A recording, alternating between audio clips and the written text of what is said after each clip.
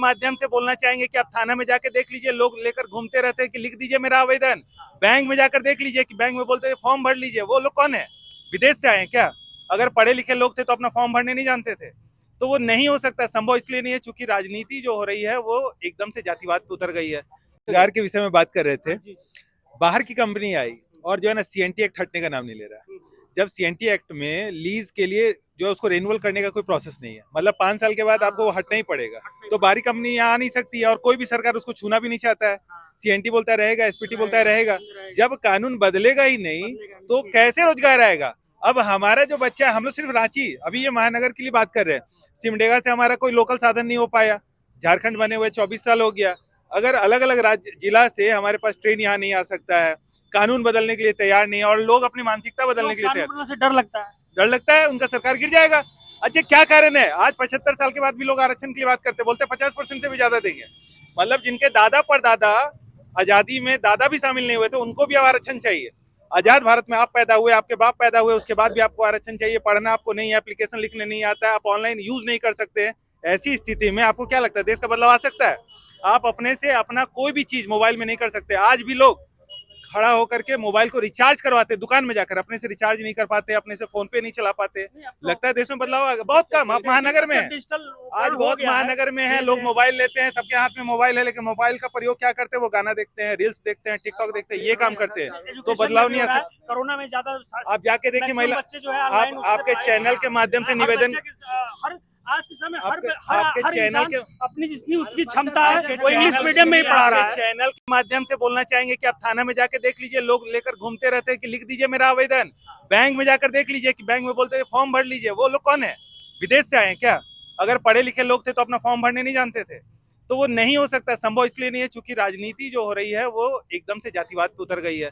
कोई भी चीज बदलने के लिए तैयार नहीं। तो एक मुद्दा और पूछना चाहते हैं, हम एक दो आदिवासी विलेज में भी गए, एक दो जगह तो बात करने से ही मना कर दिया, मीडिया ही चोर है, यहाँ आता है दिखा के चला जाता है। हमने उसको भी कवर किया है, चोर गया। वहाँ पे मुझे बड़ा पीड़ा हुई उनकी स्थिति को देखो। उनके पास अभी भी खपड़ेल का मकान है।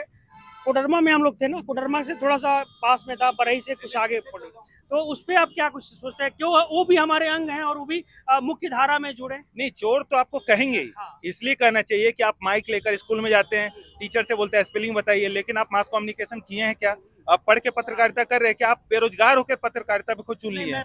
नहीं, आपके लिए बात नहीं हो रही है। अगर आप मीडिया बंधु के लिए बात कर रहे हैं, यूट्यूबर बढ़ते जा रहे हैं और यूट्यूबर बढ़ने वाले कोई पढ़े लिखे नहीं है, वो कुछ भी पूछते हैं। यही कारण है कि यूट्यूब में चैनल में अश्लील चीज जिसको कि लॉ मना करता है उसको भी आप दिखा रहे, तो क्यों नहीं गुस्सा होंगे?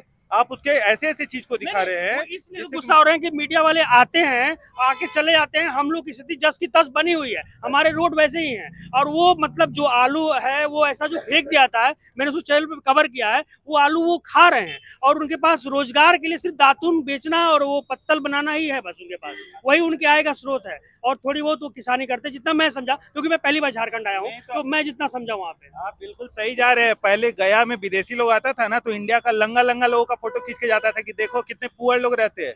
वही काम फिर हम लोग करेंगे तो लोग गुस्सा होंगे ही ना। आप उसका दरिद्री देख रहे हैं, पढ़े लिखे आदिवासी को दिखाइए। भाई को मेरे कुछ कहना है, मैं कुछ कहना चाहते हैं हमारे दर्शकों को, क्या मैसेज है आपका?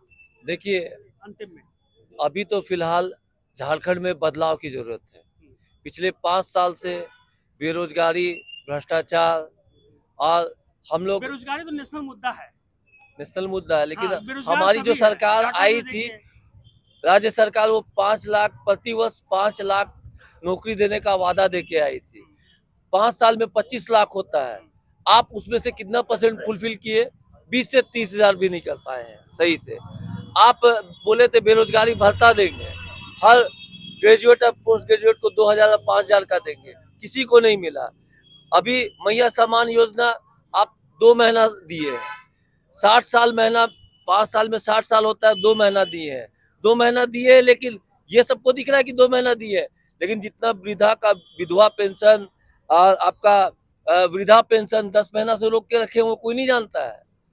और हमारे जो मुख्यमंत्री है, जो कहते हैं कि आदिवासी की हितैषी है, खुद भी आदिवासी है, खुद चलते हैं 2 करोड़ की गाड़ी से, भूमि घोटाला से गरीबी दूर करते करते तो हर नेता तो यही कर रहा है। हम तो अपने राज्य का नेता को देखेंगे ना। हमारा जनता अपने नेता को देखेगा कि वो किधर जा रहा है, क्या कर रहा है। सीएनटी का उल्लंघन करके राजधानी में जमीन रखे हुए हैं, है ना। उनपे एक नहीं बहुत सा आरोप लगा हुआ है ना। ये जो मुद्दा बता रहे हैं थोड़ा सा एक्सप्लेन करिए, हमें भी नहीं पता इसका सीएनटी का मुद्दा क्या है। सीएनटी में क्या है ना कि कोई भी आदिवासी अपने ही थाना क्षेत्र, अभी मान के चलिए अपने महानगर में ही जमीन खरीद सकता है। ठीक समझ तो गया। मुख्यमंत्री जो है वो रांची के रहने वाले नहीं है, लेकिन रांची में उनका 20-25 एकड़ जमीन है जो पब्लिक जानती है। आगे जाइएगा मेडिका के पास घेरा हुआ जमीन मिलेगा। फिर आपको फायरिंग रेंज के पास जो जमीन था जिसमें उनका नाम था, वो खुद से अपना नाम वापस लिए हैं कोर्ट में। अभी जब केस हुआ था, जब दिल्ली से भागे थे। हरमू में जमीन है, रांची में दर्जनों जगह जमीन मिल जाएगा उनके नाम। आप सभी का हृदय से आभार, धन्यवाद। आप देख रहे थे जनता माइक और हम कुछ चलिए सबमिट कर लेते, क्या कहना चाहते हैं। नहीं, मुख्यमंत्री का तो है, बहुत सारा मुद्दा है, जमीन के बारे में तो है उनका बहुत सारा निकला। अभी बहुत सारा पेंशन वाला भी बहुत सारा पेंशन बंद कर दिए, ठीक है। और ये जो अभी जो मैया योजना चालू की है ना, ये सब चुनावी ये है, ठीक है।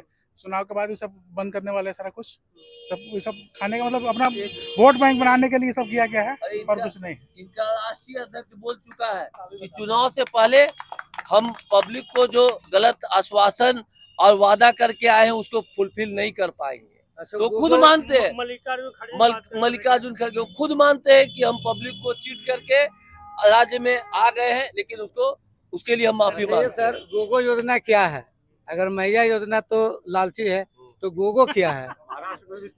नहीं, देखिए आप फार्म क्यों भरवाए गोगो, जब दिए नहीं तो देंगे तब। बोले तो सब वही है, चुनावी है सब। देखिए अभी जो प्रधानमंत्री आवास योजना चल रहा है ना, इससे पहले भी इंदिरा आवास योजना चल रहा था। आप स्टैटिस्टिक्स निकाल के देख लीजिए कि पिछले 70 साल में कितना। क्वेश्चन पूछिए हमसे, जो जवाब दीजिए इसी का। और क्या? किस चीज वो का? हम योजना बोल का रहे हैं कि बीजेपी का 100% वोट मिलेगा यहाँ से, ठीक है, 100%। बहुत अच्छा, ठीक। और कुछ क्वेश्चन पूछना है? नहीं, हो गया बस। देखिए गोगो दीदी और मैया समान योजना में फर्क क्या बता दे रहे, वही फर्क है जो आपका इंदिरा आवास और प्रधानमंत्री आवास योजना। बीजेपी, सिर्फ बीजेपी, देश हित के लिए बीजेपी, राष्ट्र भक्तों के लिए बीजेपी। आप कुछ ठीक है। भारत माता की ठीक है, भारत माता की। आप सब देख रहे थे जनता माइक और हम ये रांची विधानसभा से थी और आगे हम ले चलेंगे किसी और विधानसभा की अपडेट देने के लिए। आप देखते रहिए जनता माइक। आप सबका धन्यवाद।